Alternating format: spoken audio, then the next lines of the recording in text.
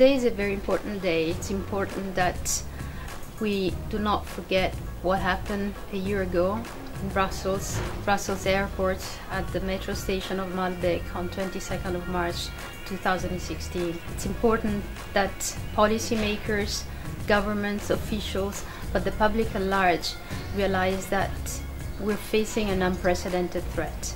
It's also important that we look at this threat in a composed, in a rational way, that we're not scared and react with emotions and fear.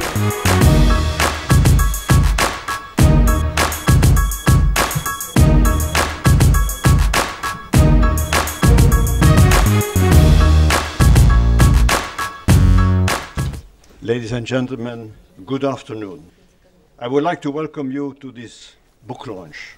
1 year ago, Belgium suffered the worst terrorist attacks committed on its territory in the country's modern history, when 3 bombs were detonated in the departure hall of Zaventem Airport and at the Malbec metro station, a stone's throw away from the EU institutions. I just took the metro and we stopped at Malbec station.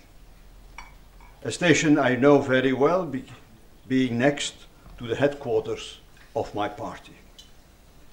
Since the Madrid bombing of 2004, there have been dozens of terrorist attacks in Europe, elsewhere and in the world, including in France, in Germany, in Turkey, and in Tunisia, which have claimed hundreds of lives and raised the spectrum of an invisible and murderous threat in the form of jihadist terrorism.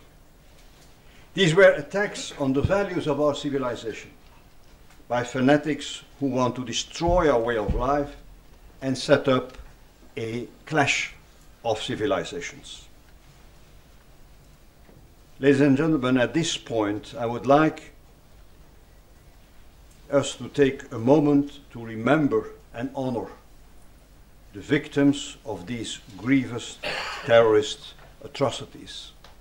I propose 1 minute of silence, of thoughts and prayers.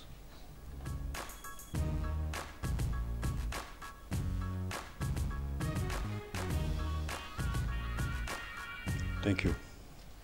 During the last couple of years, my young people who had been radicalized, and in most cases terrorists were homegrown, some were returning foreign fighters from Syria and Iraq.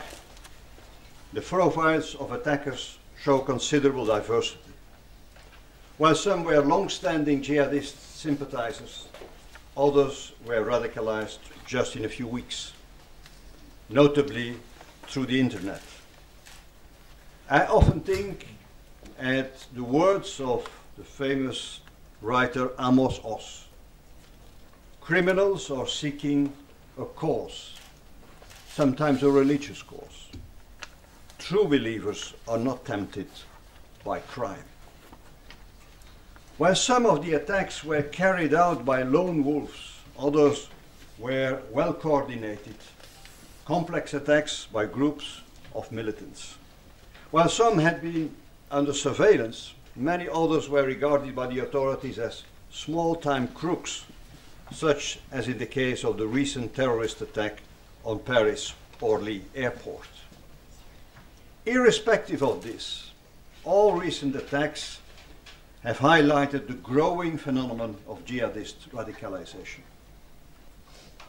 Today, Europe finds itself on the front line in the fight against Islamist terrorism and radicalization. The attacks have demonstrated the ability of jihadist terrorists to inflict mass casualties on urban populations and are devised to induce a high state of well-publicized terror. The danger emanating from jihadist radicalization is now perceived as one of the most serious threats to European and Western security and to the values that the EU was built upon. The problem of tackling jihadist radicalization has indeed become a European-wide issue, with policymakers from member states and the EU institutions being called to provide effective and lasting responses. Our citizens are increasingly alarmed and insecure. This challenge thus requires intensified cooperation and intelligence sharing among member states, through enhanced cross-border cooperation between relevant counter-terrorist authorities, as well as with key third countries and regions. And even before that, it calls for national authorities to do their own homework, coordinating internally among the different actors involved in countering the radicalization cycle, from the police to educational establishment, all the way to operators and the civil society. In short, we all have an obligation across Europe to help better protect our citizens and prevent others from falling victim to terrorist attacks, while helping others to do so beyond our borders. Member states need to invest also in education, in housing, in job opportunities, and the like, to foster the integration of all living in urban outskirts. We have to empower civil society and encourage moderation. This challenge brings us to more Europe, not less Europe. More Europe, as is the case in so many domains. A standalone of nation states is not the appropriate answer to international terrorism. The EPC-EFD project and the resulting publication on the challenge of jihadist radicalization for the EU and beyond follows a series multi-stakeholder events that took place throughout 2016 and provides policy recommendations for the EU and its member states in order to address jihadist radicalization. It contains contributions from a number of well-established experts who focus on the many different dimensions of jihadist radicalization, including the phenomenon and ideology of jihadist radicalization. Radicalization in schools, mosques and universities, the role of social media, countering violent extremism, national experiences in some key EU member states. And further EPC-EFD work on this topic will continue throughout this year.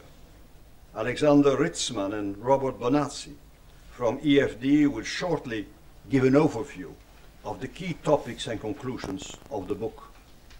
The EU has a valuable role to play in terms of our ability to prevent and disrupt terrorist activity, and in bringing the perpetrators, the instigators, the backers and recruiters and financiers to justice. I would now like to hand in a few minutes and to hand the floor to our keynote speaker, Sir Julian King, European Commissioner for the Security Union, whose mandate includes strengthening the EU's common fight against terrorism, reinforcing the security response to radicalization, and increasing efforts to tackle terrorist propaganda and hate speech online. Before giving the floor to the Commissioner, I want to conclude. Eliminating terrorism is also key for the relaunch of the European idea. If people don't feel enough protected by the state or the states, they can be tempted to regret the openness of our societies. The issue for our societies will be this tension between openness and protection. And terrorism is used by populists to polarize even more our societies. Although our citizens were deeply affected by those tragedies, they remained restrained, despite their anger and their sorrow. They showed all in all moderation, but a lasting climate of insecurity due to other eventual attacks can undermine this sense of moderation. And that's why we have to act swiftly and effectively at national and at European level. Ladies and gentlemen, we are living in dangerous times. But life is always a mix of joy and sorrow. On March 22nd, 2016, my youngest grandson was born. We will never forget his birthday. a special day in many ways. Thank you so much. I'd like to thank, in my turn, the European Policy Centre, the European Foundation for Democracy, and the Counter-Extremism Project for organising this event, and congratulate them on the publication of their book that we're here to mark. As has already been said, a very serious piece of work.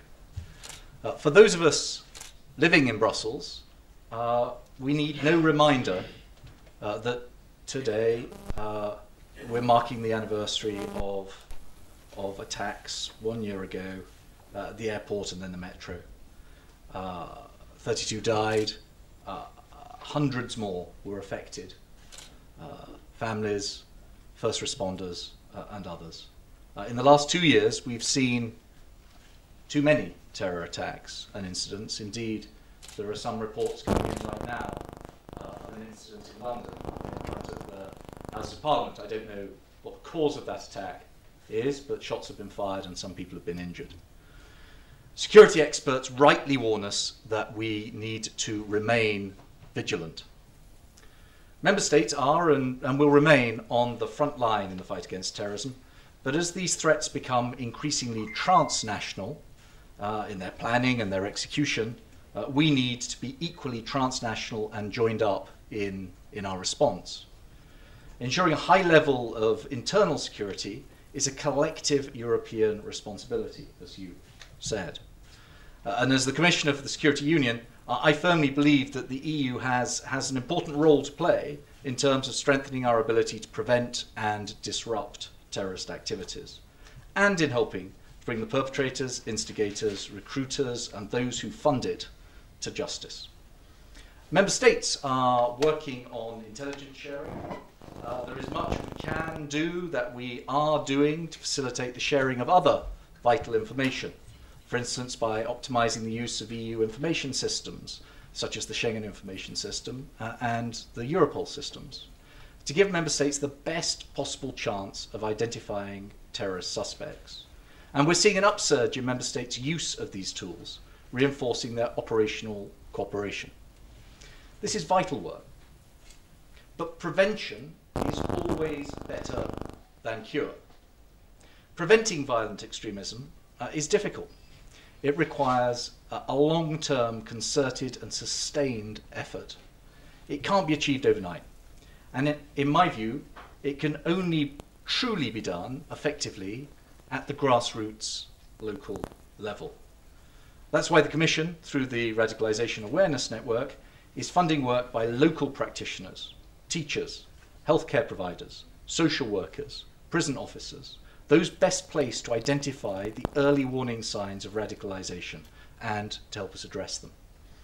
The RAN is a network of networks that uses soft tools to deliver hard results by bringing practitioners together, identifying emerging trends, and by developing and sharing best practices. National governments also have a key role to play in ensuring that effective strategies for countering violent extremism are in place to provide a framework to support those local practitioners, those on the ground. Many of the perpetrators who conducted the attacks over the last couple of years, as we've heard, underwent a rapid process of radicalisation, accelerated and facilitated by online propaganda. Daesh uses the web to give guidance on how to conduct their attacks to inflict maximum devastation. Groups like Daesh devote huge amounts of time and effort to their online propaganda, including threats, hate speech, training manuals, advice on how to obtain and import weapons, instructions on how to make bombs, and how to kill. They circulate elaborate footage showing the most brutal torture and execution of their victims.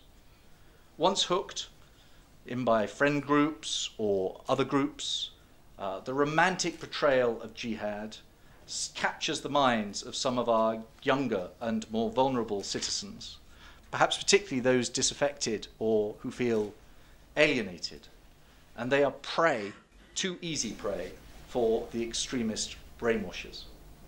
That's why the Commission launched the EU Internet Forum in 2015, bringing together interior ministers from across the EU, as well as the key representatives of the internet industry, to crack down on online propaganda.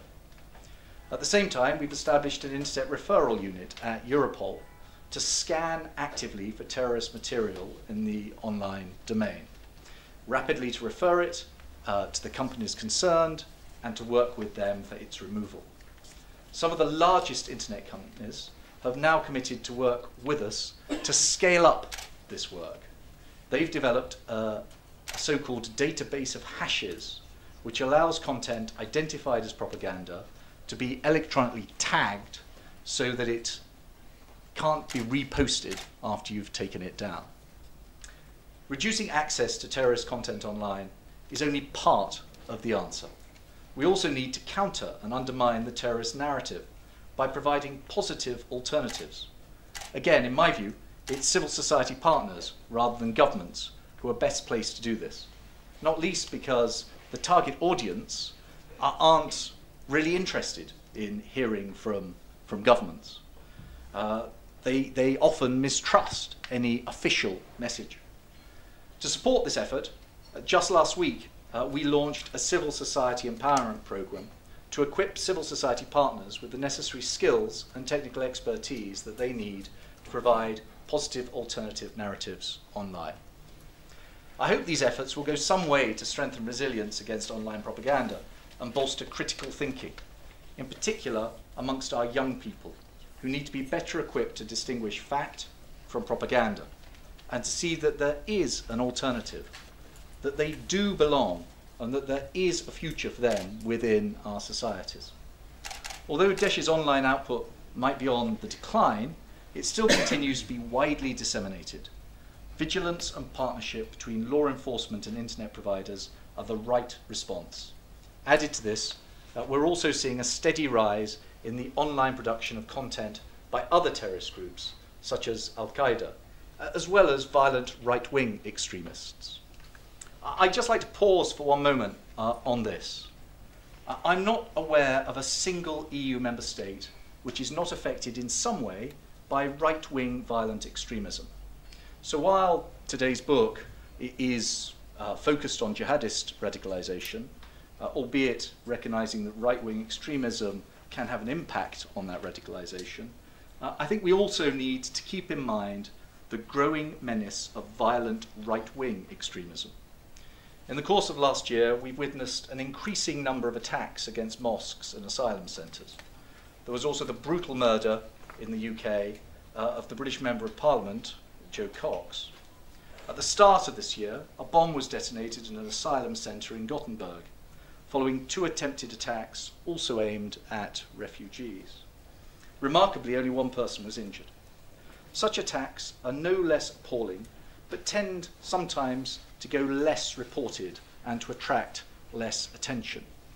Breivik's massacre in Norway in 2011 also serves as a horrible reminder of the devastation that one violent extremist can inflict. Looking further afield, today's book rightly focuses on some of the priority countries outside the EU, where we have worked with partners on to boost our cooperation on counter-terrorism, particularly on capacity building. We're working to ensure that these efforts are delivered effectively and as quickly as possible, including strengthening international political dialogues on terrorism, deploying counter-terrorist experts in our EU delegations, and developing and implementing action plans involving EU agencies like Europol, the European Police College, the European Border and Coast Guards. An important element of all of this is including counter-violent extremism as part of our dialogue with our close third country partners. In fighting extremism, it's essential that our efforts are proportionate. Otherwise, we risk doing the extremists' job for them by constraining our freedoms and dividing our communities. So the focus needs to be on bringing different communities together, increasing their resilience, and empowering them to isolate and marginalize those who advocate violent extremism. And to do this, we also need to focus on addressing the social and economic inequalities that can provide a breeding ground in which violent extremism is able to take hold. This is both domestically as well as in our support to third countries. That means enlisting not only all our communities, but also mobilizing education, employment, and other policies as part of this fight. Tackling radicalization needs to be and to remain at the forefront of our efforts to combat terrorism, because prevention is always better than cure. So I welcome this book and the light that it shines on one of the most important but sometimes underrated aspects of our counter-terrorism effort. Thank you.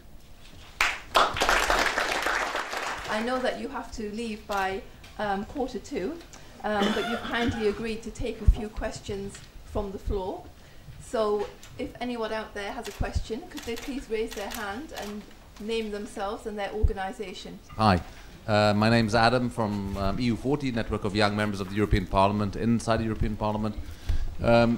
There seemed to be no real solution for the fact that there was a percentage of refugees coming in that had radical backgrounds. It seemed to me that there was little coordination with maybe intelligence services in the region which could have more information, i.e. The Israelis, the Jordanians, the Turks. Would you share that impression? And how come was it that it was so impossible for Europe as a continent to make the differentiation between black and white sheep, if I may use that picture? The first is that we're not at all naive about the fact that some of those travelling under guise of the refugee flows might not necessarily be genuine refugees, or might be radicalised, or even have in mind to use violence once they're in the EU. And that's part of the reason why we have sought to reinforce the controls that are exercised at point of entry, point of arrival.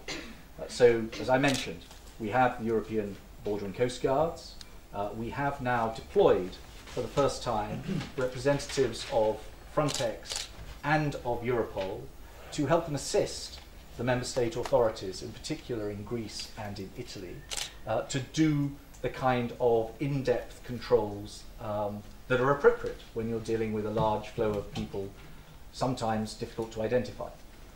And that means professional first and second interviews for anyone who gives cause for concern. We've also seen an increase in the amount of information that is shared by member states. You will have got that from various sources, including some international sources that Gilles will talk about in a moment. But they are sharing that information now much more effectively than perhaps was the case 2 or more years ago. And that means that those who are doing the controls at the point of entry have much more information on which they can draw if they are trying to identify potentially people who might cause concern. You are right that you need to mobilize as much as you can intelligence as part of this work. I'm struck that it's sometimes suggested that European intelligence services don't work together, don't share intelligence. As far as I'm aware, as far as I'm concerned, that's not true. European intelligence services are working together. Indeed, last year they reinforced their cooperation by setting up a specific platform where they would meet together and exchange intelligence information and use that intelligence information to help and assist in either preventive work or following up after there have been unfortunate attacks. Again, they'll be drawing that intelligence from a variety of sources, including from international exchanges. And that's one of the things that I, again, want to salute Gilles for working on so hard over recent years. He has opened up new channels of exchange and cooperation with some very important international partners. In the hotspot that the Commissioner alluded to, where we try to put together all the security players, Europol, Eurojust, Frontex and EASO, the Agency for Asylum, as well as member states liaison officers. That's quite interesting. The current presidency, Maltese presidency, raised the issue at the informal meeting in Malta recently, so that we have standard operating procedures on the security check. We all use the same database. So that's one. The second one, we need to collect data on people we don't know. So what we have done is first to try to put someone from Europol in the platform of the anti-ISIL coalition located in Jordan, where they get data from the battlefield. Because it's very important that as soon as, let's say, an operation in Mosul, they collect forensic data on a computer, which is seized, data on iPhone, or fingerprints on a non-exploded devices, that can be sent immediately and shared with all the members of the anti-ISIL coalition, and that at the border, they have these fingerprints so that they can check whether this person who is maybe applying for asylum is maybe someone who was involved in the fight alongside Daesh. So data from the battlefield are of critical importance. Biometrics. We are now working hard to start feeding and querying the different databases with biometrics. We're not very advanced, because so far it's mainly alphanumerical data. So in the coming months, we will see more and more member states sharing biometrics data, mainly facial image, because if the fingerprints is the biometric data of the 19th century and DNA of the 20th century, the 21st century is image. And that's very important. So that's the second one. The third one is to encourage all the MENA countries, all the countries around the Mediterranean, to feed more Interpol, because Interpol is the only tool we have in common. And the more they do share information on, with Interpol, the more we will benefit from that.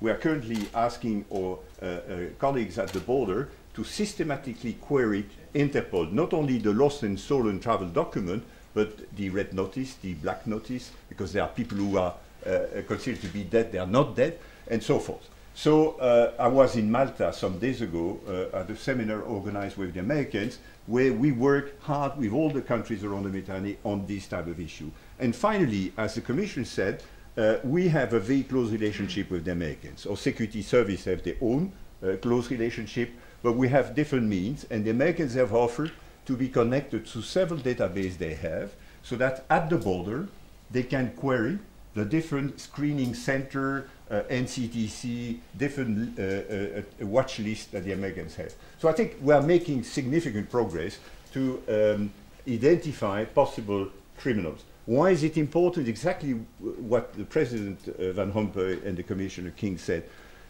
We have to avoid that sort of very marginal phenomenon, very marginal, let's be honest, because the threat is not mainly coming from outside. I will come back to that. And to avoid the toxic link between migration and terrorism. David Van Lerber from Almouwatin TV. We are closing on IS in Syria and in Iraq, so we have hundreds and hundreds of jihadists that are well identified because they are coming from our hometown. What the European Union policy in terms of coordination, because we see a lot doing by the Belgian government, the French government, is there a coordination? And to tackle also the issue of the single market and the freedom of movement between those individuals that are well known already. Matthew Tempest, journalist here in Brussels. A quick question. I was very interested in the backlash of white, right-wing nationalist terrorism and violence. And I wondered, without giving any trade secrets away, is that not an easier nut to crack in terms of undercover work and infiltration? In my view, we are better placed now to reduce the threat and mitigate the risk than we were 12 months ago. Because we've done a series of things, and we've done them together in answer to the first question. So we have taken steps to strengthen our external frontiers. Not to close them necessarily, but to know more about who is coming in and out of our shared territory, which is the first base in trying to understand what the threat might be and to counter it. In addition to the work that's being done in Greece and in Italy that we've just been talking about, we have strengthened the controls that take place at all points of entry to the Schengen area.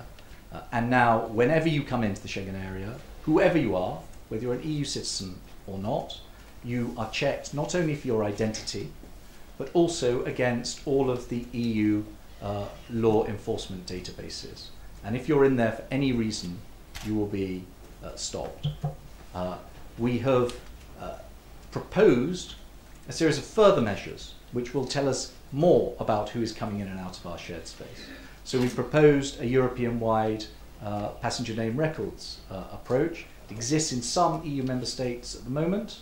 Our aim is to have it Europe-wide by spring 2018. We proposed an entry-exit system which will control movements in and out for third country nationals, and we proposed something called ETIAS, which is a pre-clearance system for non-visa third countries, like the ESTA system that some of you will be familiar with from traveling to the United States. All of these different bits of the framework that we're putting in place will tell us more about who is coming in and out of our shared space. And then within our territories, we have taken some very important concrete measures to reinforce the cooperation between our law enforcement agencies. So we've reinforced Europol with money and expertise. We have reinforced perhaps the most important of these different law enforcement databases, the Schengen Information System. And there's a package of measures which I hope are going to be adopted soon by the European Parliament and member states, which for the first time will make it obligatory for member states to share information on terrorist cases. At the moment, we rely on goodwill and willingness to share information, and there has been a very significant increase in the sharing of information over the last 2 years, but this will be an important step if and when it is agreed. We're taking a series of other measures that will reinforce the use of biometric information, which is key. We need to be able to use and share biometric information effectively to cut out the possibility of circulating with multiple identities. As some of you will be familiar, the case of the horrible attack in Berlin at the end of last year, the perpetrator of that attack was circulating under 14 different identities. It obviously makes it harder to follow people and make ourselves secure unless you find a way of countering that. And we believe there are ways of countering that. And we're going to reinforce what individual police forces can do by way of controls within their territories and cross-border police cooperation. So all of those practical, concrete steps, I think, are very important in increasing our security if you compare the situation today with 1 or 2 years ago. But we also need to press ahead, and that's very much the subject of today, with our efforts to counter radicalisation, whether that's on the internet or in our communities.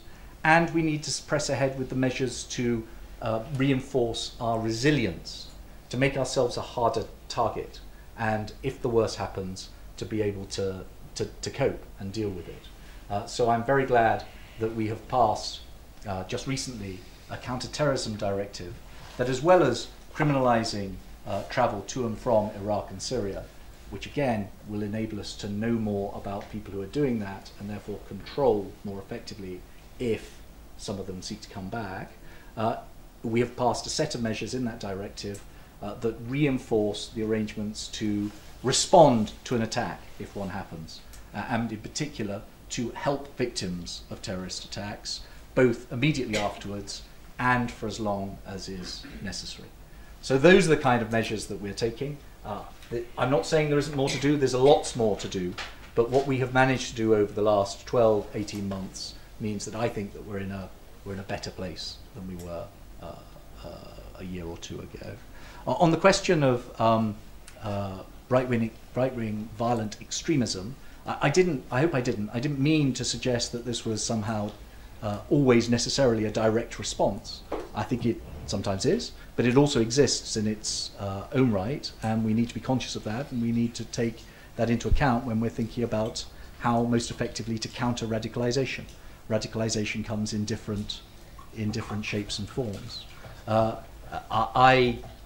I'm not going to reply directly to whether there's easy or harder cases to infiltrate and deal with. I think that question would more appropriately be put to a national law enforcement or security agency. But my point is that we have to be conscious that radicalisation can come in different forms across the European Union. We need to bear that in mind as we reinforce our policy to counter it. Just the way I described the threat situation, I think it's still very severe in 10 to 15 member states. But as the Commissioner said, we have worked hard to reduce our vulnerability. So if you define the risk as a sort of combination between threat and vulnerabilities, that does not mean that it will be that we're more in danger, if I may say. One aspect, one important file on the table, which is led by the Commission, and I hope will lead, and I'm sure will lead to very ambitious conclusions, it's to make our database more interoperable. That is to make sure that we can cross more. That will raise issues of privacy, which is pretty sensitive, but it's of critical importance because we have built in a sort of a bit empirical manner the database over the years, and we need to be more systematic and ensure that all these talk to each other, so that the guy at the border query the system only once and does not open 5 or different databases, because it takes time, and when you have a line of 5,000 people waiting to enter, it's not feasible. It's important that the different databases can talk to each other, so that you have the same system of biometric matching system. And so we're working on it. The Commission will come with a report. The group, it's a collective work, will come with a report in June, and early May, let's say.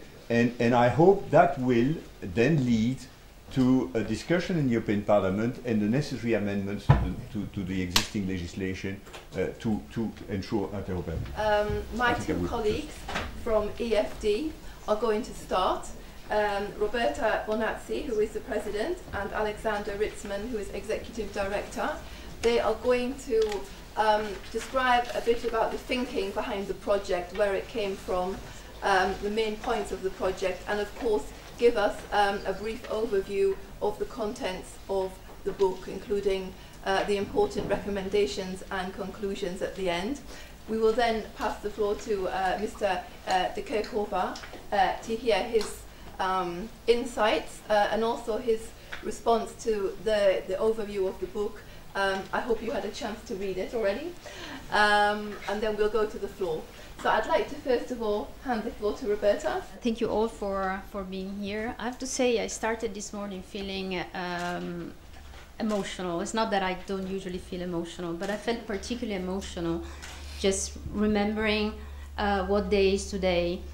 And for a moment it was as if for the first time since last March, and for the first time in over 12 years since we started, my colleague and I started working on these issues, it's as if the whole magnitude of the phenomenon that we are involved in and that the threat that our society is facing dawned on me. And for a moment I felt, oh my God, what is it that we're doing? And then I realized that in fact what we've been doing over the years and where we are today is we're on a much higher level of awareness. From a technical point of view and security point of view, we've heard from Commissioner King and Mr. de Kerkhove, a lot of progress has been made. But in terms of public debate, involvement from the civil society, number of players and different level of understanding and depth of understanding of the phenomenon, we're in a much better place compared to where we were 10 years ago.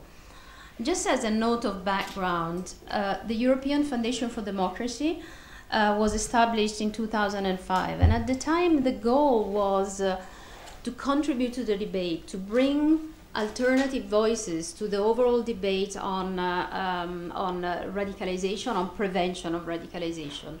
Already then, even if it wasn't so openly debated in expert circles, but even in the media, the issue of prevention of radicalization was key, certainly to the work that we were doing. We started from the very beginning with by bringing alternative voices to decision makers, policy makers, experts. The way I would describe the work that we do is we position ourselves very much at the intersection of policy making, decision making, and grassroots work, activist work. We worked for many years with and within communities of Muslim heritage. And here is an interesting element. Very often, when we talk with our individuals who are from an immigrant background, we tend to look at them exclusively through the lens of Islam, through just that one single identity. And that's why the effort that we've been trying to make is to actually diversify the people and make sure that the groups, the activists that we've been working with, and with the goal of empowering them, are as much as possible representative of the diversity that you have within Islam and within Muslim communities. When we talk about counterterrorism, I think we've heard from Commissioner King that repressive measures, security dimension, are just one aspect of how to address the threat. It is clear and obvious to law enforcement in the first place that not only prevention becomes a top priority, but in order to implement effective prevention of radicalization measures and programs, civil society needs to be included in all programs. Not only because compared to government representatives or government agencies, they have a different level of, different ability to detect the signs of radicalization, but also different credibility in engaging with a community or group at risk. But also because there's not one root cause of radicalization or terrorism.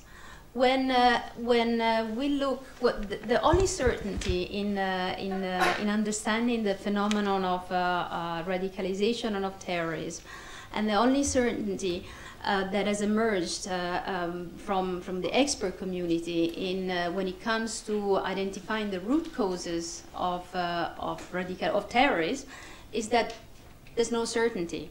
There are so many different causes, and we'll hear later on from my colleagues as well. There are so many different root causes that it cannot be pinned down. For a long time, it was indicated or suggested that lack of unemployment, perceived or real marginalization, or social, economic dimensions were at the key root causes of radicalization. What in fact it emerged that from looking at the lives of people who have been arrested or identified as radicalized is that there's no certainty. There are so many different causes. However, there is one element that continues to emerge and represent a thread, a continuum, an element that kind of brings together all continues to emerge, and that's the role of the ideology.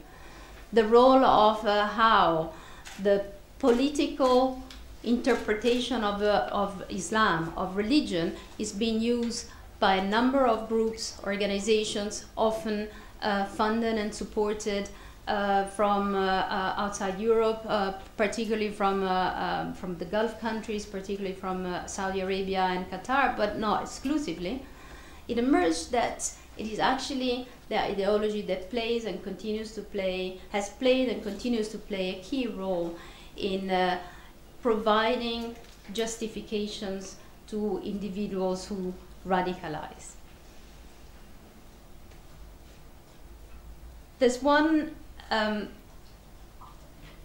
There's different. I don't want to lecture everybody about the different causes, but I'd like to share some of the experiences that we've encountered, some of experience that we've encountered over the years. particularly when it comes to empowering alternative voices and empowering leaders within communities, which is one of the mantras that we keep hearing, or been hearing for the past couple of years. In 2010, we actually launched a program that aimed at identifying, vetting, and giving a voice to Muslims from a number of European countries. And the idea of that program was, in a way, innovative, because it's what we see is now being developed.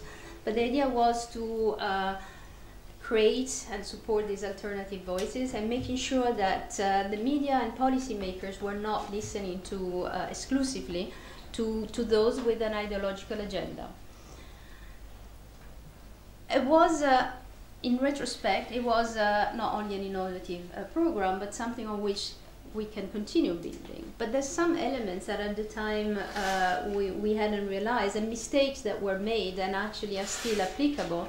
And that is, how can you actually empower and support individuals and groups within communities who by themselves are not ideological, and that means who are used to operate and function in a very, according to very liberal-minded approaches. And that's one of what we realized, that the major difficulty is in sustaining these kind of programs, in having the like civil society organizations supporting and being able to fund these kind of programs. And by that, and as I conclude, I would highlight that this is one of the different challenges that we're facing. One is the funding of civil society organizations. Processes for funding applications are very cumbersome. The other one is identifying the right friends, or the false friends, I would say. How do you work with civil society? How do you make sure that you don't actually support wrong organizations whose ideology is not always visible, but actually can create more damage than others? And I would say also how to sustain these activities and this work. Welcome everyone. My job is now to sell you a book you already have, which is not very easy, I thought. So I will not read from it to you, because that's what you can do by yourself, but I would like to tease you a little bit to really look into it, because you're all busy and you have piles of books and papers that you should read or want to read, so why look into this publication? We started this process over a year ago with the first event exactly a year ago, on March 22nd at 10 a.m. in the morning. 2 hours after the first bombing, we hosted an event, and Mr. de Kerkhoven was invited, who couldn't come, of course, then due to other obligations, and many others couldn't. But we thought, let's pull through, let's keep the steady work. It was a weird feeling, but we actually had the first event that led to this book that you had holding in your hands on the morning of the attack, and that, of course, was also a driver for us to really put effort in this publication. It is a little different from many policy publications, I think, because of our cooperation with EPC. EPC is one of Europe's leading think tanks, and we're the European Foundation for Democracy. We're an NGO that does policy work, but also project work. So we work with refugees and teachers and social workers on prevention, on integration. And I think this also creates some sort of interesting mix that you not necessarily find in every regular policy document. I'll go briefly with you through the chapters, but super briefly because we're late already. We start with Ilham Manea, who looks at the ideology. Roberta highlighted that role already. We think that this is a driving factor. If you look at all the different root causes and pathways and backgrounds of people who become involved in this kind of terrorism, one thing that they all have in common is that they believe into something. So saying this is not relevant because they are not experts on religion or they're not scholars in ideology is something that we disagree with, and say this is one of the few things all the terrorists with an Islamist background have in common, the ideology. So let's look at it. And Elham is giving us a very good overview of the ideological components in the first chapter. Second chapter, Matthew Godwin discusses the rise of the extreme right and jihadist radicalization, how they feed off each other. This is something we've been observing for a while. It's a growing mechanism where each side claims to be under attack and receives support as a result and grows as a result. Chapter 3, different authors, amongst them Amanda, which is on the panel with us. Murat Serek is one of the authors, Vlado Azovnevic, and Marwa Farid. They also bring a different mix because they have different backgrounds. It's not all academics. There's also practitioners who bring in their ideas.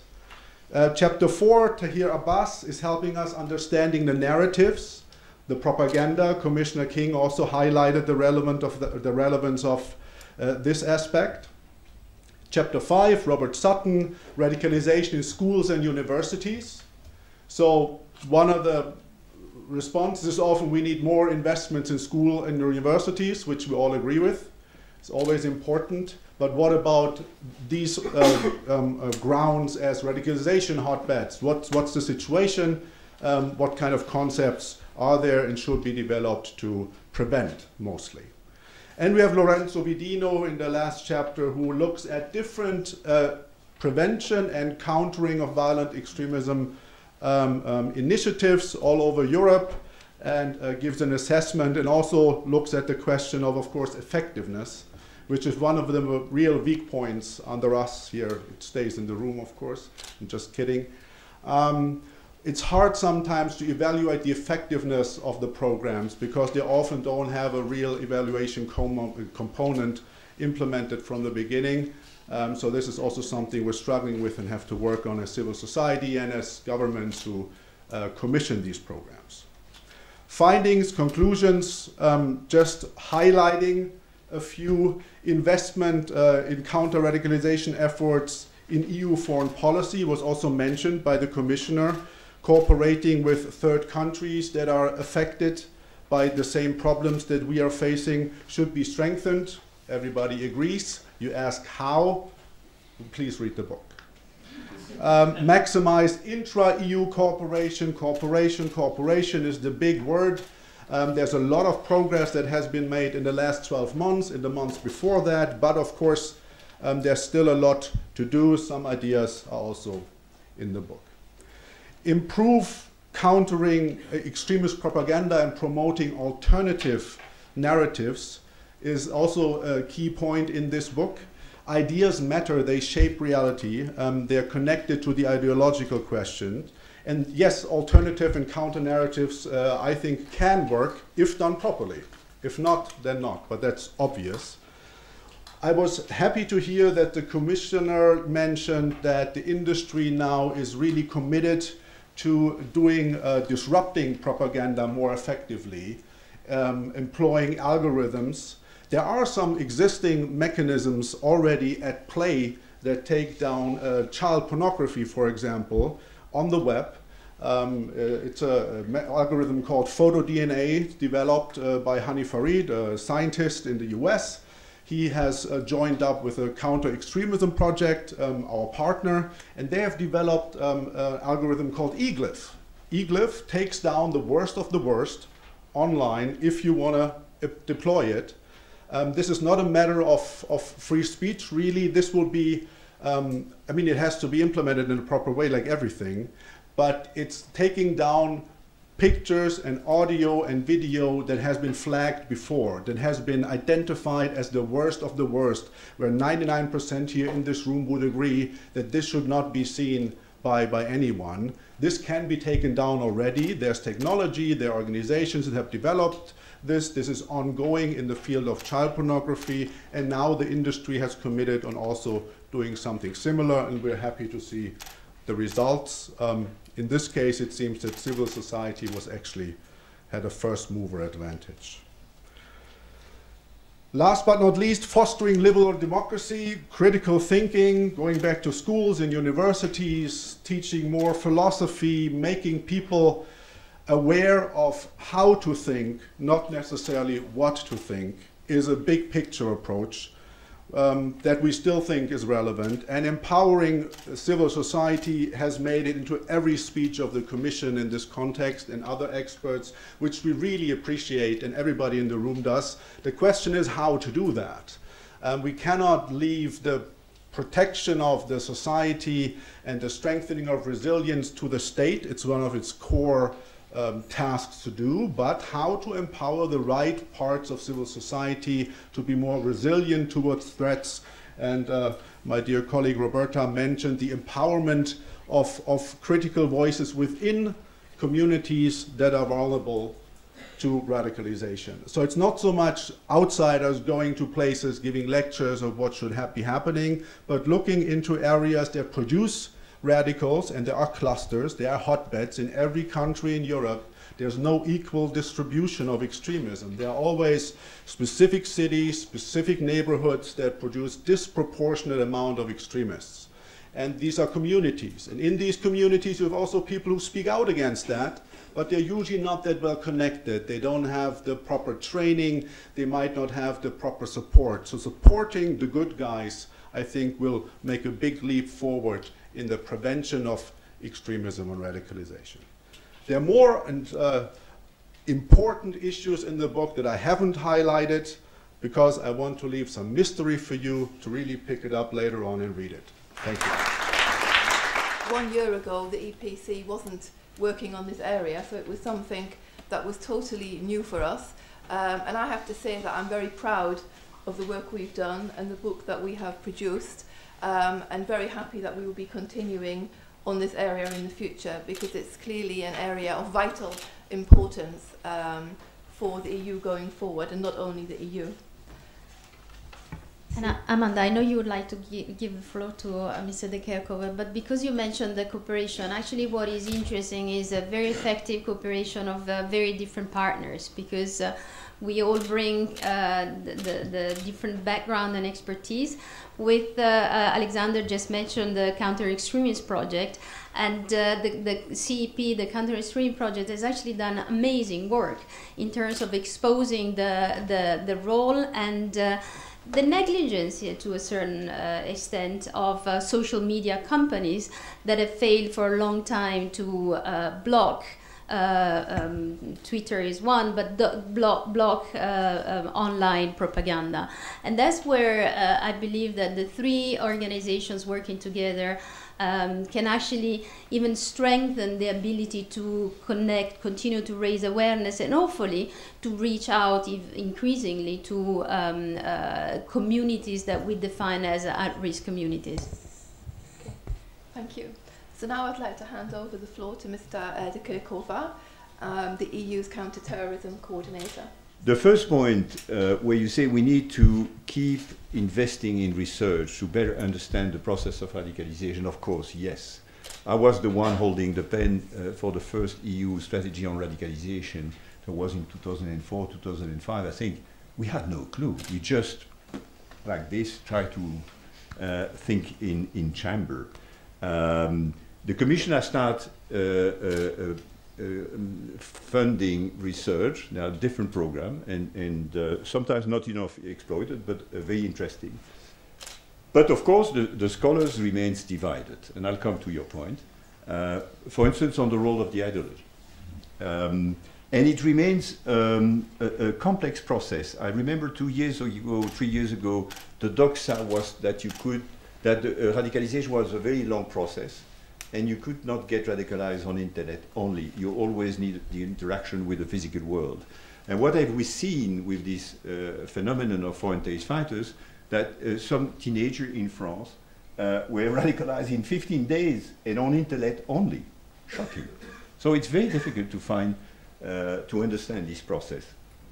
And having myself read a lot of books, reports, studies, I've reached a conclusion, as you said, that there is not a single profile or a single set of drivers, But I have, and maybe a bit simplistic, reached the conclusion that there are three sets of drivers, of factors.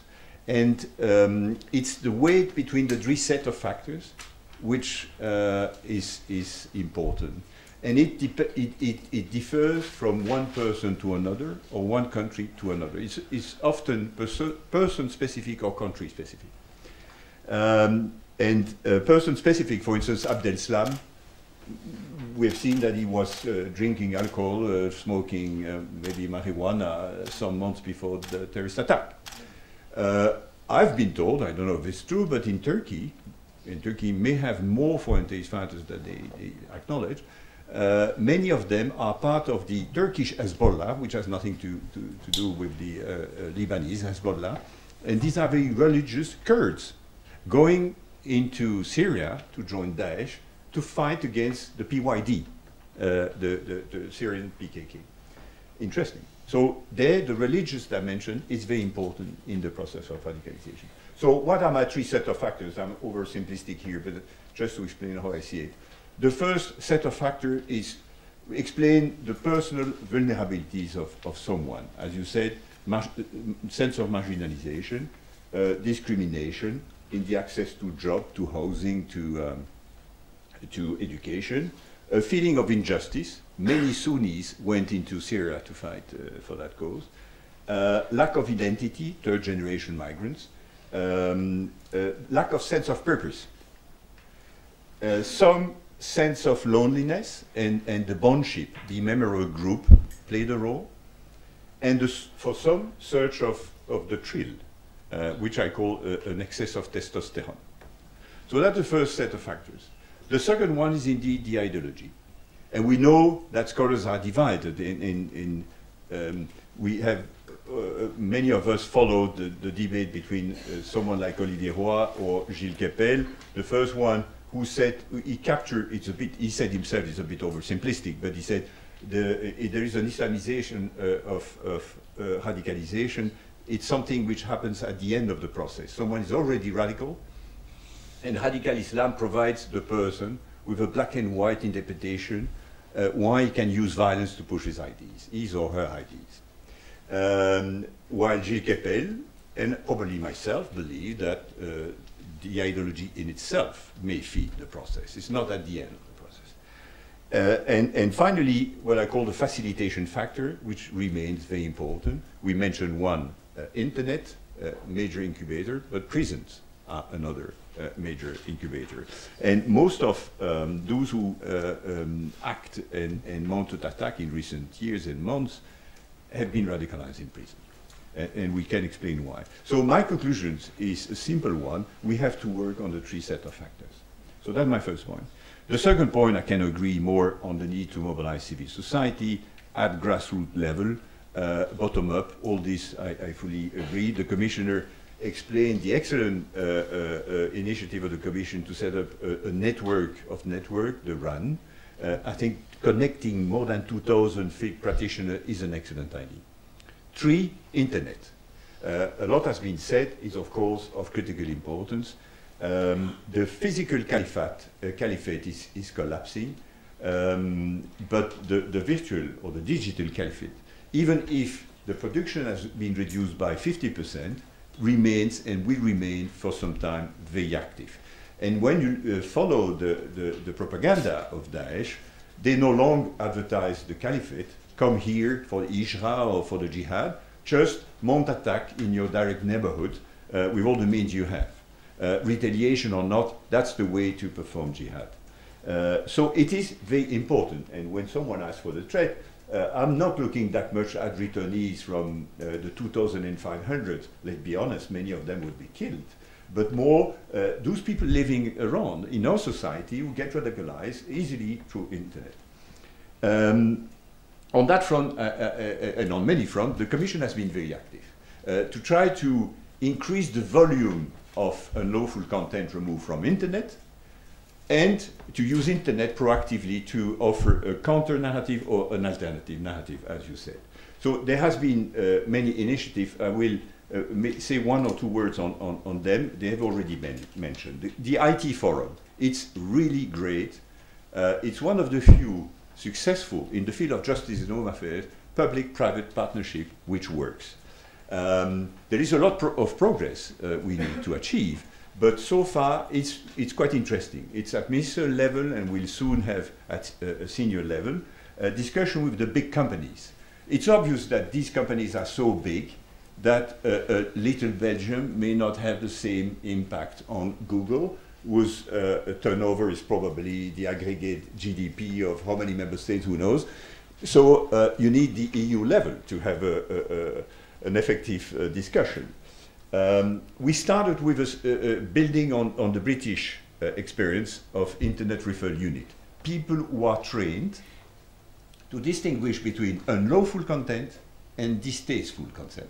Because we have to accept on the web some content that we don't like, is free speech, but it's not clearly unlawful. And to delineate the two, you need to be trained. And the Internet Referral Unit of Scotland Yard does that very well, with a success rate when they flag something to YouTube, Google, Twitter, Facebook, they achieve something like 90% success rate. We have done the same now at Europol, and we encourage all the member states to have an Internet Referral Unit, because when you and I, we flag something, the success rate is around 30%. But that's, let's be honest, a drop in the ocean, because it's 10, 20, 30,000 websites compared to 100,000, if not millions, that we have to remove. Therefore, we need to move for something more automated, more building on algorithm, like eGlyph, as you said. And I was invited by Commissioner Avramopoulos to join him, and we went to the Silicon Valley last week, and we met the CEOs of these companies. They now have launched, it's still a prototype, but it's working, a database of already removed material, and they are given, like for the pornographic picture, a sort of definition, a series of numbers, to prevent their re-uploading. But it's not the end of the story, because it's only to prevent re-uploading of already removed material which have been flagged. That's nice, because it's often, it has to happen very quickly, because it's within an hour that everything is re-uploaded on different platforms. What I would like to achieve, is to have an automatic detection in the first place, not a human detection, but an automatic detection, not removal, not automatic removal. It will raise issue of free speech, but detection of unlawful material. And I think we can maybe be there at some stage. And for those who follow the debate in the UK this week, it was extremely interesting to see major private companies deciding to stop financing the internet companies because of the content which is hosted by the platform, right-wing, hatred and all that stuff. And what was the reaction of the CEO of Google? Very quickly one, we say, we are speeding up our work on artificial intelligence. We'll reach that stage very soon. So this is possible. Let's go there. So that's my first point. On the positive one, just a personal story which I thought was a quite illuminating experience. When I looked 2 years ago, 3 years ago, at the reason why young Europeans were going to Syria, I identified several reasons. One of them was the feeling that we were not supporting the Syrian Spring. Well, it was a long time ago, but that was one of the reasons. But we were doing something. Europe was active, not probably on the military side, not enough on the political side, but we've been giving a lot of money, billions in humanitarian assistance. So I went to see the head of ECHO, the humanitarian branch of the European Union, and I said, why don't you advertise more what we are doing? For the, I think so far it's around 6 or 7 or 8 billion, it's huge. And he said, but we are advertising a lot. And he showed me a pile of publication, and for him, that was communication. I'm old, but someone specialized in communication. I'm old school, but it's not communication. Communication is to ask Avas to help defining the targeted audience, to design the message according to the targeted audience, to segment the audience, and so on. And that's they do for Coca-Cola.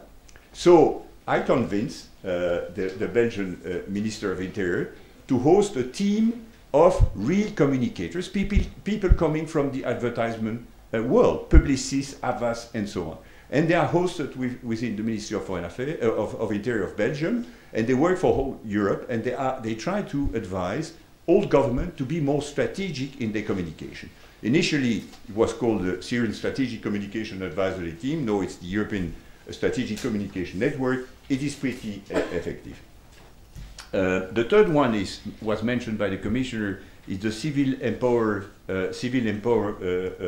Society Empower Program, 10 million euro. It's only a start. I'd like to see the internet company matching that financially and technically. Twitter has a program, I always mention that because it tells very well what I mean.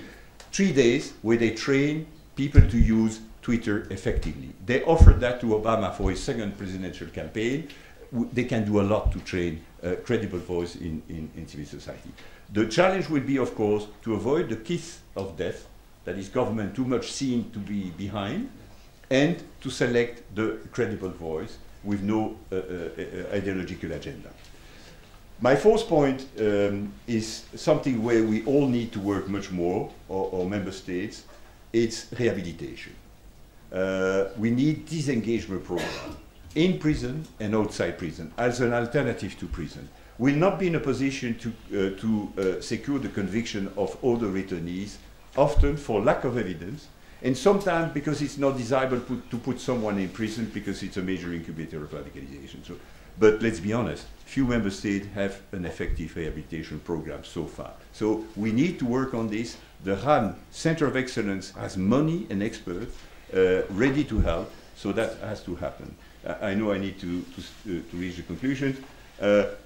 My fifth point is the important, what I call counter-violent extremist relevant policy that was mentioned by Julian King, and the Commission in its most recent communication offered some ideas like the virtual Erasmus program. We need to mainstream CVE, counter-violent extremism, in education, culture, sports, youth, urban development.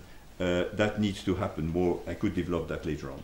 And finally, my last point, on the external side, it is equally important. Federica Mogherini has been asked by the Minister of Foreign Affairs to engage much more with our direct neighborhood, all the countries from Morocco to Turkey, including the Western Balkans. They need a lot of assistance. Most of them are very vulnerable, and it's our first line of defense. And we've started, and I've been very much involved in this, to build counter-terrorism partnership with each and every country around the Mediterranean. There is a lot of work to convince them to have a comprehensive approach, not just a kinetic one, and not just to equal CT and intelligence work. It's to work on prevent, it's to make their society more resilient, and involve more their civil society. That does not happen everywhere. So we are trying to do that. We promote concrete projects. I could list several of them in Jordan, in Lebanon, in Tunisia. No time to do that, but it's quite interesting. We may have to take a leadership on that, Europe, because if the new President of the United States dropped the issue of counter-violent extremism, which was very at the core of the Obama approach to the fight against terrorism, and if he concentrates on the kinetic response, maybe it's up to us to decide whether we should not take the lead worldwide on that and invest much more in the multilateral framework, the UN, the GCTF, the anti-ISIL coalition on that. Two last points, but I don't develop them for lack of time. The issue of, I think it's critical, how do we address the grievances of the Sunni world? What is happening in Syria will prompt the resurgence of Al-Qaeda, and we see now all the Sunni extremists, not necessarily jihadists, regrouping around what was Jabhat al-Nusra, the former franchise of Al-Qaeda. It's now a sort of federation of group called Hayat Tahrir al-Sham, which is a franchise of Al-Qaeda, and it's Al-Qaeda resuming and more active in Syria. And at some stage they will fight for some time against Assad, but at some time they may decide to target the West. And finally, another big chapter, difficult one, engaging with the Gulf. with the colleagues of the ES, we went to Saudi Arabia recently. We have started this dialogue with them on how to try to reduce the impact of the ideology, and they have a major role. On the 22nd of March 2016, our society was torn. We knew for some time that our country was at risk of a terrorist attack. We had already experienced the attack on the Jewish Museum. It was the day before our elections, on the 24th of May 2014. And it was also here in Brussels. And since the atrocities of November 2015 in Paris, we also knew that the Islamic State changed their modus operandi from more or less targeted terrorism, for instance Jewish targets, to random acts of violence. Nevertheless, we still lived under the illusion that the worst would never happen, until that tragic day 1 year ago in March, the day that our society forever lost its innocence. Bombs went off in the departure hall at Brussels airport, and merely 1 hour later bombs exploded at the subway station of Maalbeek, very close to this place.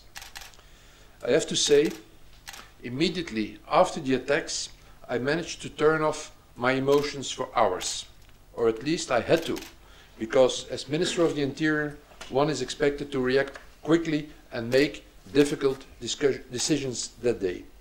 That night, when I went to bed, I relived the events in my mind. It was only at that time that I allowed my emotions to surface. I felt emotions of anger, but also of incomprehension. How is it possible that young people who grew up here and were given opportunities would turn their backs on our society?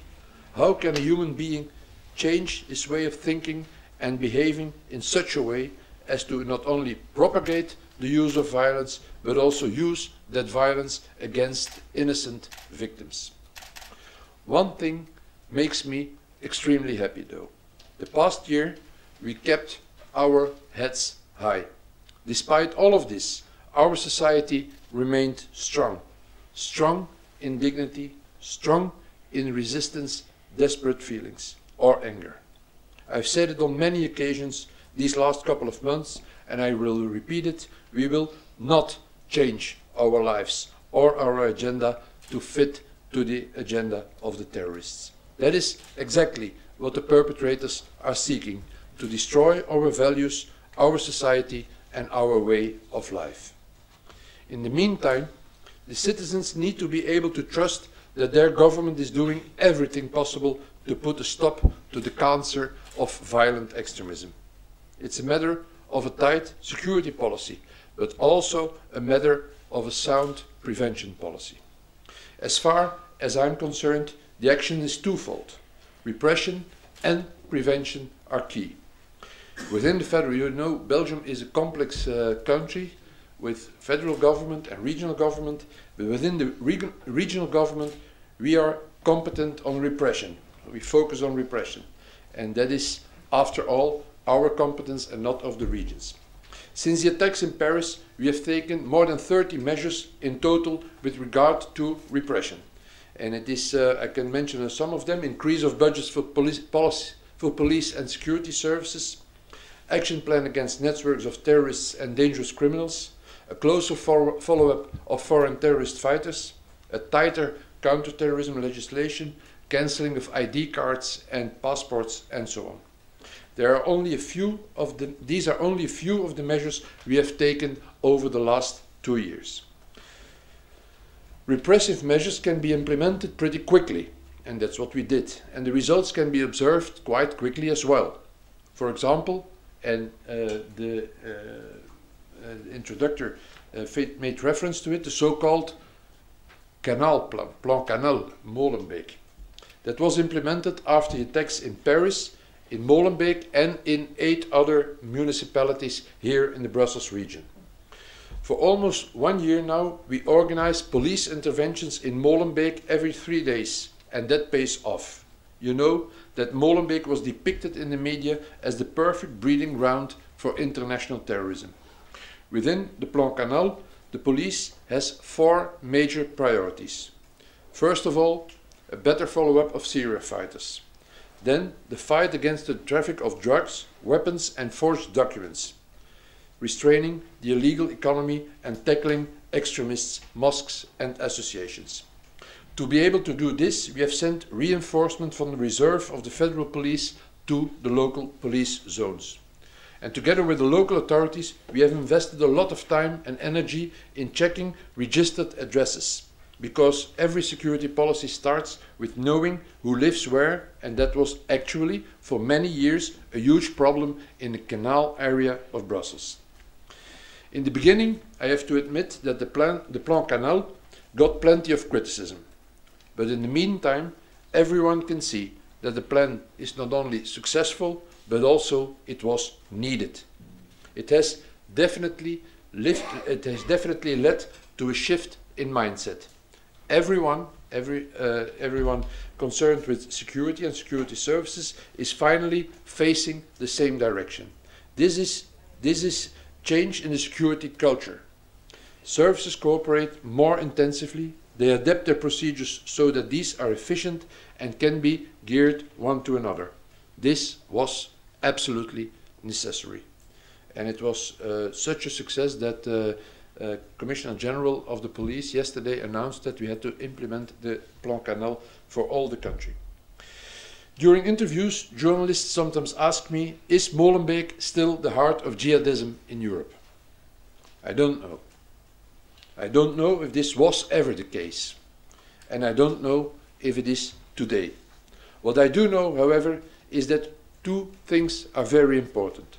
First, the rule of law in municipalities such as Molenbeek needs to return. And second, we need to do our very best to regain the hearts and minds of these youngsters that are on their way to radicalization. And we are working very hard on this. But regaining hearts and minds requires patience. Something inside me tells that we, in this respect, still have a strong opponent in Islamic State. IS has turned into a strong marketing machine that tries to draw vulnerable youth into its web by deluding them with visions of an angry dream, the caliphate. As a society, we have to tell those who are prone to extremism an exciting counter-narrative. We have to present them with a counter-offer. This counter-offer should be based on the strength of our societal model, our values, our standards, and our way of life.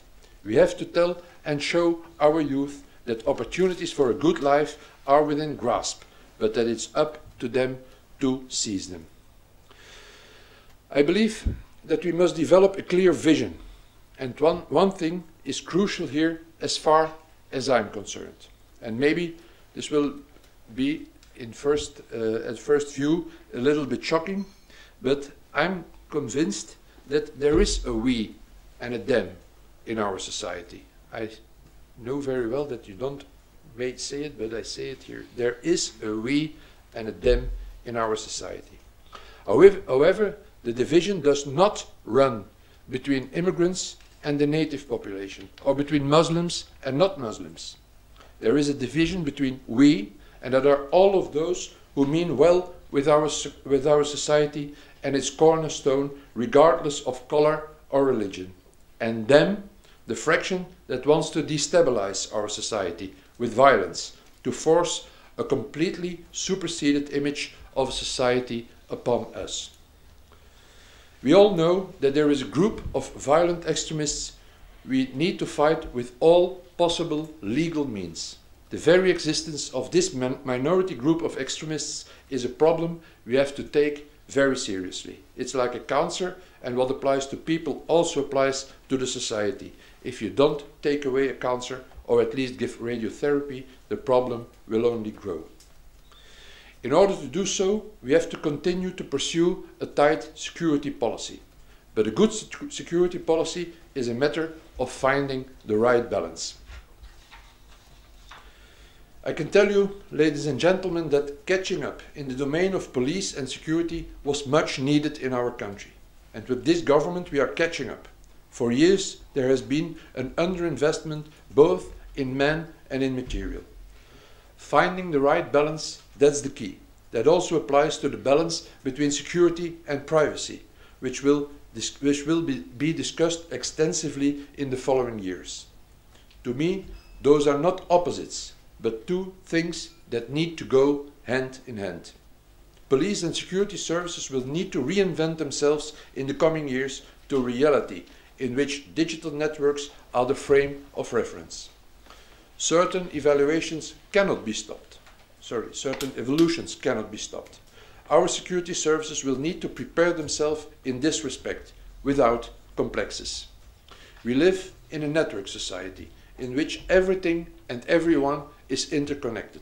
Think about the Internet of Things, thanks to which your coffee machine will soon be online. You can fear this, but I think we need to make use of these new possibilities.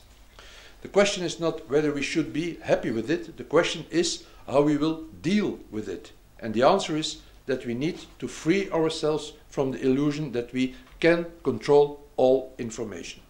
The solution is installing radars, smart detection systems that can let alarms go off when needed. Detection systems can be technological or human. They can belong to the police or to other public services, but they will also be used ever more in the private sphere. The art is to let all these detection systems communicate with one another and to gear them to one another, because criminals always choose the path of least resistance. If they see a hole, they will pass through it. However, an important question remains, of course, how safe or unsafe should we actually feel 1 year after 22nd of March 2016? And I can be frankly, and I can say that this country and this capital have become much safer. Yet we are still at threat level 3. The cancer has not been eradicated totally. I definitely don't want to be a prophet of doom, but the facts are what they are. Since last summer we have seen a new modus operandi arise. The attacks are no longer commanded but suggested by IS. Whether it was in Nice, Charleroi or Berlin, one doesn't have to have been to a training camp in Syria to cause terror. The new terrorists are often lone wolves who radicalize in a corner behind their computers. They arm themselves with what they can find to commit their act. A truck, a bus, even a machete. We had it here in Charleroi, an attack of such a guy on 2 police officers with the machete. And IS then claims their terrorist acts. This is the threat we are confronted with. But meanwhile, our security services are also preparing for yet another threat, namely the foreign fighters still in Syria and Iraq, and who might return unless IS keeps them there to continue until the last man or woman has fallen. At this moment, our services don't see a massive return yet. Since 2016, only 6 persons have really returned, but we know that about 30 women and children want to return. We follow this very closely, and our services and legislation is ready to receive, or rather to arrest them. Ladies and gentlemen, citizens have the right to a government that does everything possible to protect them. It's a matter of finding a balanced set of security measures, but also of setting up an adequate prevention policy. In the coming years, our identity will remain an important issue in the fight against jihadism and radicalization. If we want to keep our youngsters from falling into the trap of networks such as IS, we will have to come up with a strong counter-narrative.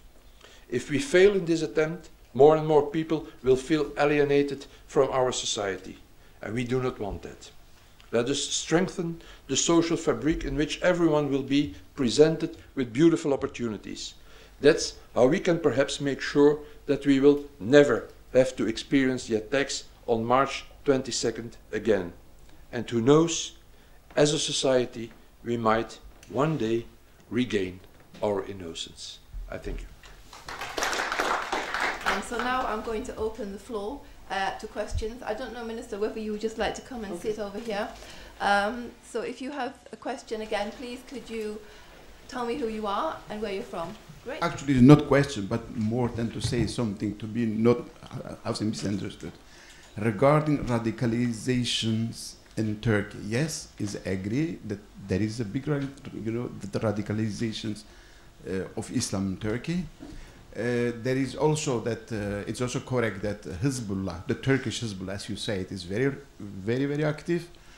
But to add the Kurdish, I think there is can be misunderstanding because there is this Hezbollah, Turkish Hezbollah is not a Kurdish organization which is fighting for the Kurds. As all the experts know, this Hezbollah is working against the Kurds since 1992 very actively and killed many, many hundreds of the Kurds. This is just what I want to say. I just have a question about pop-up mosques. This was mentioned briefly in your study on page, and this also applies to the minister. It's interesting that you highlight that that's a problem in the Balkans, but it's also quite a big problem here in Western Europe, right, even here in Belgium. So, to my knowledge, I've never seen any study on this, cross-border, pan-European, or Belgian, whatever. Maybe it's actually a question for all of you. Have you studied the problem of pop-up mosques, those which evade surveillance and contacts with the state? And I would like to add this question now to the minister, how from a national point of view, from the Belgian point of view, it has improved maybe in the last year, and also policy-wise, how happy are you with the coordination? I would like to ask Mr. Minister Jambon whether in Belgium we shouldn't try to think about stop referring to the Islamic State, Islamic State, and trying to harmonize the way we refer to him with the wording that would be used with the institution. Some more neutral wording like Daesh or ISIL Daesh, because communication is key here. I have a question to Gilles de Kerkhove. You mentioned, and I really appreciate that, the dialogue with countries outside of the EU, very much around the southern Mediterranean. You mentioned Jordan. We know there's also city dialogue with Israel. You mentioned a lot of success stories and projects. Could you elaborate a bit? Could you give us an idea what is going on, what your hopes are and objectives, with this dialogue, and what direction that should go in the next few months to come? I was wondering, in your efforts and cooperation with Western Balkan countries, to which extent the status problems with Kosovo, like Europol, Interpol related, hamper your efforts, and whether you would agree with me that, we could have taken more robust action already since a few years, taking into account that we have a very weak border and an almost 1,000 strong 1,000 kilometer long external border between Croatia and Bosnia, where we have militant Salafist villages and real no-go areas within walking distance from the border. And are you also developing initiatives in that area? Thank you very much. On the wording, some words that you should not utter, and some other word that you should use. Like, is it wise to refer to Islamist terrorism? I've been in this position for nearly 10 years. In all the panels, in all the Arab worlds, every time you mention Islamist terrorism, or Arab friend become mad. They say, we don't see like this. You cannot equal Islam and terrorism. Right or no, that's not my point, but it's an offensive way to capture for them. So we have to be cautious. On Western Balkans, there is, we are working on it. There is an initiative for Slovenia, a Western Balkans counterterrorism initiative with many, many aspects. And I attended a minister meeting in December with the Minister of Interior of all the Western Balkan countries. It's not only on arms trafficking, and there is some project to promote CV there. The Commission has earmarked 3 million. We would like to create RAN-type networks in each of them, but there are many others. We have deployed a CT attaché in the Balkans, and I'm going there with the Director General of DG NIR, the number 2 of the European External Action Service, and the Deputy Director General of DG Home next week. So we're very actively involved and try to help. As your question specific to Kosovo, it's a very valid one. I attended the last General Assembly of Interpol, where this was discussed but not solved. it was Palestine and Kosovo, membership to Interpol. And since it's not a state recognized by the whole international community, they cannot be connected to Interpol nor to Europol, which is, of course, a problem. We try to go around through our SDP mission, and it's possible for Kosovo to share the information with the member states, which then will share with Europol, but that's not the most effective way. So on a purely practical point of view, be very much in favor of connecting Kosovo, where there is organized crime, there is issue of radicalization, as soon as possible to these two organizations. The cooperation with the Gulf countries, we have several levels. One is on countering the financing of terrorism. They've made progress. They still have some progress to achieve to implement all the FATF recommendations. But we have every year quite interesting discussion. I've been myself to several of the Gulf countries, to the Emirates, to Qatar, to Saudi Arabia. The last meeting was a very interesting one. Saudi Arabia has started a process of restructuring the economy to be themselves less dependent on oil, which is more than 70% of their GDP. It's an interesting process. They ask McKinsey to help. They have a vision 2030, and they will. This process will have an impact on civil society as well.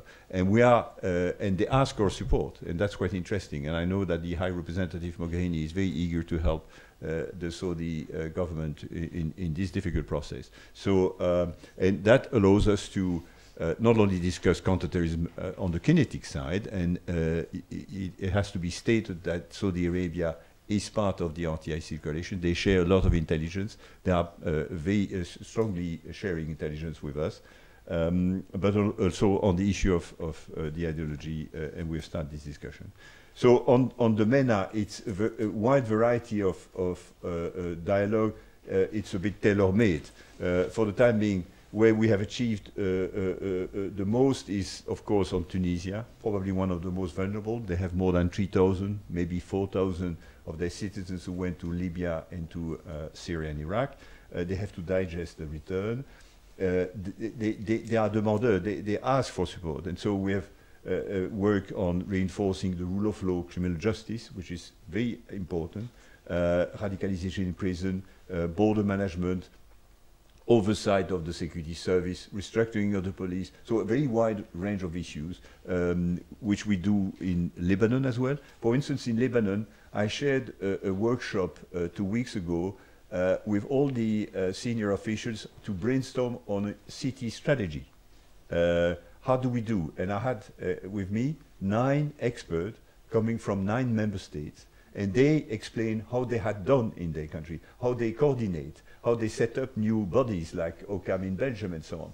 And we have helped them to draft, and there will be, with the support, financial support of the Commission, a full-time expert to help them drafting, let's say, a 21st century up-to-date strategy. And we do the same in Jordan. In Jordan, we have a 10 million project on CVE, half of it GIZ, led, half with to help the government to design a prevent strategy, and half of it Merci Corps to work with grassroots organization, women, youth, and so forth. So I can develop that further, but that would be too long. So that's in a nutshell my answer. Yeah, I think I have to answer 4 questions. First, the question about the mosques and how we work on that. In fact, it's a little bit more complex than only the mosques. In this country, we have a policy of recognizing mosques when they fit to certain criteria, and so there we are pretty sure that they are in not in extremist or violent thing. And then you have a lot of recognized mosques, and you have a lot of what I say garage mosques. So mosques that are not known, and they pop up in one garage, they can go to another garage. It's more difficult to do that. So that is in the Plan Canal, where I made reference. We are not only working on mosques as we know them, but also on the associations, often linked with mosques. And then we see that we found 144 associations that had a direct link with people known in the terrorism sphere or in heavy criminal sphere, drugs. And sometimes these were also associated with Moscow. And this is there you can work on these associations. You have law where you can see if they fit to this law. From the other side, there is freedom of religion in our country, so they have a mosque and to do them, even if this is the very, how would I say, the very strict interpretation of Quran. It's difficult to do something like against that. But associations linked with them, you can have investigations on that. About sharing intelligence on a European level. Gilles is even better placed than me on that, but I am now more than 2 years Minister of Internal Affairs, and I remember in the beginning when we had this JAI meeting, the meeting of the Ministers of Home Affairs and Justice, and the topic that came every time on the agenda was exchanging of data. And everybody, we were 28 around the table, everybody said, oh, it's very important that we exchange data and that we fill up the databases of Europol and Interpol. And then when Jill came with these reports, in the beginning, there were only 4 countries doing that. After the Paris attacks, it became 5. Let you guess who was the 5th. It was like that. And so, but people who used the data of the contribution of these were much larger, this group. But then, and thanks to the Dutch presidency, we have to say things like it was, they really made a point of action of this. And they came out with report. And they give everybody, every country, their report on a trimestral basis, I think. You did, but it was the Dutch who take push to this. And then, immediately you saw that a lot of more countries were fulfilling the databases, Interpol and Europol databases, and there came up some technical problems, they were solved, and now I can say, Jill, that there is a certain satisfaction on that, can always enhance, but I think we can talk about it. If we can agree on that. About coherent policy, this is a more complex one, and the example that you mentioned of PNR is a good example. I think it was 7 or 8 years that European Parliament debated on the PNR directive. And by the end, it was a PNR directive that every country could set up its own PNR directive, its own PNR system. So why wasn't it a European PNR system? I don't understand. So now we have to, instead of having this European PNR system, we have to go to work on a bilateral way if we want to share this PNR system with others. And on aviation, there is not so much discussion on that, but the European directive made it possible to have also other modes of transport modi to put in the PNR system. And but you have to do it on a bilateral way. And Belgium, we voted the law in our parliament 2 months ago. I think we were the first, based on the European directive, and it gave us the possibility to do not only for air transport but also international trains, international buses, and maritime. And I'm very happy that about 1 month ago I could make an agreement with France, Germany, UK, no, not Germany, France, UK, the Netherlands, and Belgium. So the 4 countries of Thales and the Eurostation that we could try see and to discuss with the sector to implement PNR also on our international trains. And this we are not now looking with the sector if this is feasible or not. But these 4 countries, but that's I think we missed an opportunity there. If we want to do something now, we have to do it on a bilateral or country with countries and not on a European level. It would have been more easy. About language, I think every good debate starts with the right definition of wording. That's a thing. I think that is a basic axiom. And so and maybe in my speech I also used it, but I have a problem with the use of the term of radicalization as a problem. I am a radical Democrat. and I'm very radical in being a Democrat. And I hope a lot of people are. So being radical is not a problem. I think evolution to violent extremism